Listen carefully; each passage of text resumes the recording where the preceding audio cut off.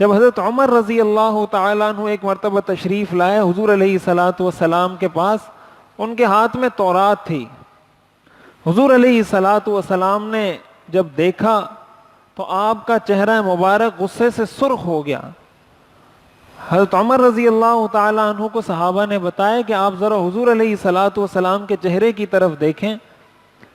جب انہوں نے حضور کو دیکھا، حضور علیہ الصلاۃ والسلام نے ارشاد فرمایا لو کان موسیٰ حیا ما وسعہ الا اتباعی، کہ اگر موسیٰ علیہ السلام بھی زندہ ہوتے وہ بھی میری پیروی کرتے، اور تم میری موجودگی میں اس کا مطالعہ کر رہے ہو.